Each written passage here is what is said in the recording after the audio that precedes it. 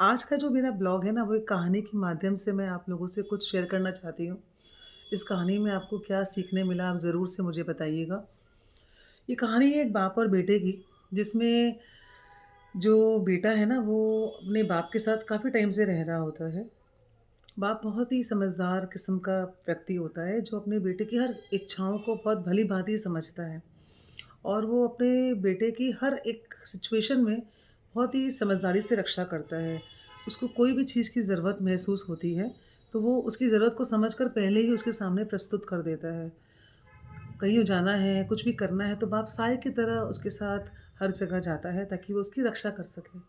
ऐसे ही करते-करते एक अच्छे ज़िंदगी जीते-जीते कई महीने, कई दिन, कई साल बीत जाते हैं और अब एक ऐसा वक़्त आता है जब बच्चे को ये महसूस होता है कि अब मुझे ना बाप के बिना ही एन्जॉय करना है। और जैसे ही उसके मन में ये ख़्याल आता है, तो वो अपने बाप को ये ख़्याल व्यक्त करता है कि अब मैं कहीं जाना चाहता हूँ और मैं अपने हिसाब से अपनी ज़िंदगी को जीना चाहता हूँ। बाप जो समझदार था, वो समझ गया कि बेटा ये क्यों बोल रहा है। तो फिर भी उसने बेटे को बोला कि बेटा कैसे मैनेज करोगे? तो बेटे ने कहा मैं कर लूँगा। तो बोला मैं साथ चलता हूँ। तो बेटे ने कहा नहीं, नहीं मैं अकेले ही मैनेज कर लूँगा, मेरे को अपने आप एक्सप्लोर करना है। अब मैं बहुत मोनोटोनस लाइफ़ से मैं बहुत थक गया हूँ, है ना? अब मुझे खुद से कुछ करना है। तो बाप मुक्त स्वभाव का था, उसने बेटे को बंधन में ना रहने की इजाज़त दे दी। और बेटा चला गया। बेटे से पूछा कहाँ जा रहे हो? तो बेटे ने कहा कि है एक पास में एक जगह जहाँ बहुत सुंदर नदियाँ, जंगल, पहाड़, बहुत प्यारी जगह है, मैं वहाँ जाके रहना चाहता हूँ। तो बाप ने कहा अच्छा प्रकृति में रहना चाहते हो? चलो कोई बात नहीं, ठीक है। तो वो चला गया वहाँ पर। अब वहाँ गया तो उसने वहाँ पर उसको काफ़ी मज़े आने लगे। उसने नए दोस्त बना लिए, उनके साथ खेलता था। फिर उसके बाद उसने नए रिश्ते बना लिए। ऐसे करते-करते काफ़ी एन्जॉय करते-करते काफ़ी दिन, महीने, साल बीत गए। एक ऐसा वक़्त आया जब उसको वो जगह भी भाने नहीं लगी और अब वो वहाँ से निकलने की छटपटाहट में कोशिशें करने लगा कि मेरे को मेरे बाप की याद आ रही है, मुझे मेरे बाप के पास जाना है। तो वो उसने अपने मित्रों से अपनी ये इच्छा व्यक्त की। तो उसके मित्रों ने जो नए मित्र बने थे वहाँ पर, उन्होंने कहा कि देखो यहाँ पर तुम आए तो अपनी मर्ज़ी से हो, अब जाओगे हमारी मर्ज़ी से तो हम तुमको जाने नहीं देंगे क्योंकि हमें तुम बहुत अच्छे लगते हो, तो तुम्हें अब हमारे साथ ही रहना पड़ेगा। तो उसने देखा कि ये लोग तो मान ही नहीं रहे हैं, उसने बहुत कोशिश की, काफ़ी दिन बीत गए उसमें। तो उसने देखा कि ये लोग जाने नहीं दे रहे, तो ये बहुत ज़िद करने लगा कि नहीं मुझे जाना है, मेरे बाप के पास जाना है। तो उन लोगों ने देखा कि ये मान नहीं रहा है, तो उन लोगों ने इसको बंदी बना के एक गुफ़ा में डाल दिया, जहाँ बहुत अंधकार था। तो अब ये करता मरता क्या ना करता, कुछ कर ही नहीं सकता, बस अंदर से परेशान हो गया बिल्कुल एकदम ऐसा अंधेरा गुफ़ा और अंदर से बोलने लगा कि अरे मेरे पापा आप कहाँ पर हो? पहले तो आप मेरे को हर कुछ मेरे बिना माँगे ही दे देते थे और अब मैं आपको बुला रहा हूँ मदद के लिए, तो भी आप नहीं आ रहे हो। वो मायूस हो जाता था बिल्कुल, ऐसे करते-करते भी काफ़ी दिन बीत गए। फिर एक दिन उस गुफ़ा में कोई दूसरा बंधक आया, तो क्योंकि ये बहुत अंधेरा है तो कोई किसी को शक्ल तो देख नहीं पाता, जब उसको महसूस हुआ कि कोई आया है, तो उसको लगा कोई मुझ पे अटैक करने आया है क्योंकि वहाँ पे सब लोग जो थे ना एकदम पशु प्रवृत्ति के हो गए थे। जब इसने ये इच्छा ज़ाहिर की कि मुझे अपने बाप के पास जाना है, तो उसको लगा कोई मुझ पे अटैक करने आया है, तो फिर ये उसको बहुत मारा-पीटी करने लगा। फिर जब उसने जो दूसरे बंधक ने उसको कन्विंस किया इस बेटे को कि देखो मैं भी बंधक ही हूँ, तो तुम मुझ पे भरोसा करो, मैं भी यहाँ पर बस तुम्हारे साथ ही रहने आया हूँ, मुझे भी यहाँ भेज दिया गया है। तो उसको थोड़ा विश्वास हुआ, तो उसके बाद ऐसे करते-करते कुछ दिन बीते, तो जो दोनों एक-दूसरे को शक्ल तो देख नहीं पा रहे थे, लेकिन जो दूसरा बंधक है उसको ये महसूस हुआ कि ये जो बेटा है ये खुश नहीं है।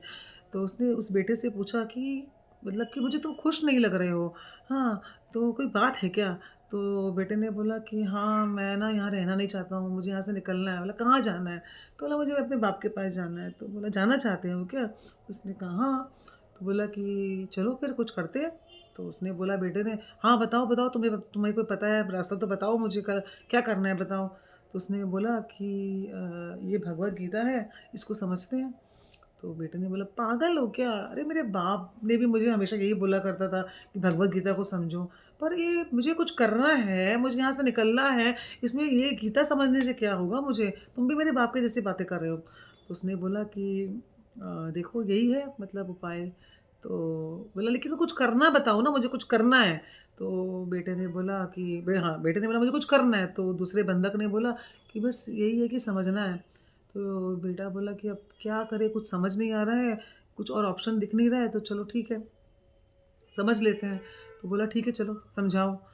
तो उस बंधक ने बोला कि पूरा समझना पड़ेगा। तो बेटे ने बोला, "ठीक है, पूरा समझ लेंगे।" तो फिर दूसरे बंधक ने बोला कि शुरू से शुरुआत करनी पड़ेगी। तो बेटे ने बोला, "ठीक है, कर लेंगे शुरू से शुरुआत।" ऐसे करते-करते शुरू हो गया, वो जो दूसरे बंधक ने इसको भगवत गीता समझानी शुरू की। जैसे-जैसे दिन बीतते गए ना, जैसे-जैसे गीता का ज्ञान समझाया जा रहा था, उस गुफ़ा का प्रकाश थोड़ा-थोड़ा, थोड़ा-थोड़ा बढ़ता जा रहा था। और वो जो बेटा है, उसको कुछ थोड़ा-थोड़ा ना एक-दूसरे की शक्ल दिखनी शुरू हुई। शक्ल इन द सेंस कि हाथ के थोड़े घाव, चोटें, खून दिखना शुरू हुआ। और एक दिन ऐसा आया कि पूरा का पूरा गुफ़ा में प्रकाश ही प्रकाश हो गया, जैसे कि मानो सूर्य ही उतर के उस गुफ़ा में आ गया हो। और जब वो पूरा प्रकाश उतर के आ गया, तो वो जो बेटा है, उसने जब उस बंधक को देखा, तो उसने बोला, "अरे! पापा ये तो आप हो। आपके शरीर में इतनी चोटें, इतने घाव, इतना खून, कैसे?" तो बाप ने बोला, "तुमने मुझे बुलाया था ना, देखो मैं आ गया।" तो बेटा रो पड़ा, बोला कि पापा मैं यहाँ पर हूँ बिकॉज़ मैंने गलत कर्म किया, आपको छोड़ के मैं आया। पर आपको पता था ना? तो बाप ने बोला हाँ। बोला आप फिर भी आए? तो बोला हाँ। बोला क्यों? बोला तुम्हारे लिए, तुमने बुलाया ना मुझे। तो फिर बेटा बोला कि पापा आप मुझे घर पे भी तो समझा सकते थे ना जब मैं गलत काम कर रहा था तो। तो बाप ने बोला मैंने कोशिश तो की थी। तो बेटे ने कहा पर मैं तो मूर्ख हूँ ना, मुझे नहीं समझ में आ रहा तो आप मुझे थोड़ा अच्छे से समझा देते। तो बाप ने कहा कि तुम इस इतना ज़्यादा इच्छुक थे जाने के लिए कि जब तक तुम मेरा ये रक्त बहता हुआ नहीं देखते तब तक तुम्हें समझ नहीं आता। तो बेटे ने कहा पर ऐसा क्यों किया आपने? मैं तो पागल हूँ, मुझे तो अकल नहीं है। हाँ, मुझे तो पता नहीं था कि मुझे ऐसे कर्मों की क्या सज़ा मिलेगी, पर आपको तो पता था यहाँ आने की क्या सज़ा है। तो बाप ने कहा कि तुमने जो कर्म किया उस कर्म की सज़ा तो सीमित थी, पर मैंने तो प्रेम किया है ना, प्रेम की सज़ा तो असीमित होती है और बाप इसके लिए प्रिपेयर्ड होता है। तो बेटे ने कहा कि क्या सच में ये ज़रूरी था, आपका रक्त निकलना? तो बाप ने कहा कि उसके बिना तुम समझ नहीं पाते। तो बोला पर घर में भी तो आप मुझे समझा सकते थे ना। तो बाप ने बोला कि घर पे मेरा खून निकालने कौन आता? तो बेटा बहुत ज़्यादा ही रो पड़ा। उस दिन मानो वो गुफ़ा में कभी अंधेरा था ही नहीं, ऐसा प्रकाश हो गया था। और वो दिन आखिरी श्लोक था उस बाप का अपने बेटे को समझाने का। अब बाप जब अपने बेटे को लेकर उस गुफ़ा से निकला, तो बाहर का माहौल ही बिल्कुल बदल चुका था। बाहर जो पेड़-पौधे जो उसके अंदर उसके ऊपर जो लताएँ थी वो उसको रोक नहीं रही थी। जो लोग वहाँ पे दिख रहे थे दूर से वो उसको मुस्कुरा रहे थे, वो भी उसको रोक नहीं रहे थे। और बाप ने फिर बेटे को जहाँ से लेकर आया था वहाँ पर उसने छोड़ दिया। फिर गायब हो गया। अब बेटा वहीं रहता था और ऐसे करके वो दिन बिताने लगा और जभी भी गुफ़ा से कोई आवाज़ आती थी ना, तो वो वहाँ पहुँच जाता था, उन लोगों को भी गीता का ज्ञान समझाने के लिए। मुझे इस कहानी से यही समझ में आया कि हम किसकी संतान हैं, ये हमारे लिए जानना बहुत ज़रूरी है। हम इस संसार में क्यों आए, ये हमारे लिए जानना बहुत ज़रूरी है। और इस संसार के आकर्षण में फँसकर हम उस गुफ़ा में ना पहुँच जाएँ, जहाँ पर वो बेटा पहुँच गया था, ये हमारे लिए जानना बहुत ज़रूरी है। और ये हम गुफ़ा में पहुँच जाएँगे तो भी वो बाप पहुँच जाएगा, चोटें खाकर, खून निकलता हुआ शरीर लेकर उस गुफ़ा में पहुँच जाएगा गीता का ज्ञान समझाने के लिए, ताकि हमें समझ में आए और तब हम उस गुफ़ा के अंधेरे से निकल पाएँ। पर हम उस गुफ़ा में जाने से पहले भी समझ सकते हैं, वो चोटों को खाने से पहले भी समझ सकते हैं कि हमारे लाइफ़ का पर्पस क्या है? हम क्यों इस संसार में आए हैं? हम जो भी डिज़ायर कर रहे हैं, जो भी अटैचमेंट्स में फँसे हुए हैं, वो किस लेवल तक जस्टिफाइड है? और ये बिना गीता के ज्ञान के नहीं समझ में आएगा। तो मैंने भी जितना गीता का ज्ञान को अभी मैं भी जितना ज़्यादा गहराई से समझने की कोशिश कर रही हूँ, जो थोड़ा-सा मुझे समझ में आया, वो मैं आप लोगों से शेयर कर रही हूँ, ताकि हम भी उस बेटे की तरह गुफ़ा के अंधेरे तक ना पहुँच जाएँ। क्योंकि हम जब भगवान से मंदिर में जाकर कुछ ज़ाहिर करते हैं या कुछ माँगते हैं या कुछ प्रार्थना करते हैं या कुछ सवाल पूछते हैं, तो वो कैसे मूर्तियों से जवाब देगा? तो वो किसी न किसी को भेजता है हमारे जीवन में, है ना? जवाब देने के लिए। पर जब किसी को भेजता है, तो वो किसको भेजेगा? जो हम जैसा दिखने में हो ना, उसी को भेजेगा। पर जब वो कोई आ जाता है हमें समझाने के लिए, तो हमें लगता है अरे ये तो हम जैसा ही है। वो तो हम जैसा ही बनकर आएगा ना, तभी तो हमें समझा पाएगा। तो मेरे भी जीवन में जैसे मास्टर जी समझाने के लिए आए कि क्या है हमारी लाइफ़ का पर्पस, क्यों आए हम इस संसार रूपी जंगल में, और ऐसा ना कुछ कर बैठे कि हम उस गुफ़ा में फँस जाएँ।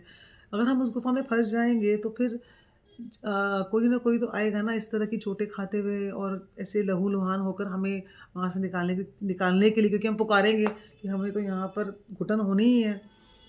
तो वो उस गुफ़ा के अंधेरे में जाने से पहले ही अगर हम समझ जाएँ कि हमारे जीवन में कौन ज्ञान का प्रकाश लाकर हमें उस गुफ़ा के अंधेरे में जाने से बचा सकता है, वो आप लोग ज़रूर ढूँढिएगा। जैसे मैंने ढूँढा मास्टर जी को, वैसे ही आप लोग भी ज़रूर से किसी ऐसे गाइड को ढूँढिएगा, जो आपको वहाँ जाने से बचा सके। क्योंकि सुख परमानेंट नहीं है, दुःख जीवन में आएगा ही आएगा। तो हम समझ जाएँगे ना गीता के ज्ञान से, तो हमें हर सिचुएशन में उसको डील करना आ जाएगा, हम कहीं फँसेंगे नहीं, और इस सुख-दुःख, लाभ-हानि, मान-अपमान के चक्कर से भी बच जाएँगे, उस गुफ़ा के अंधेरे से जाने से भी बच जाएँगे। जहाँ आए हैं वहाँ बस कैसे एन्जॉय करना है, उसकी लिमिटेशन क्या है, सही तरीका क्या है, ये हमें समझ में आ जाएगा। अगर आप लोगों को मेरी ये जो कहानी है, जिसके माध्यम से एक जीवन का ज्ञान जो मुझे थोड़ा-सा मिला, जो मैंने आप लोगों से शेयर किया, अगर अच्छा लगे, तो मुझे कमेंट में प्लीज़ ज़रूर से बताइएगा।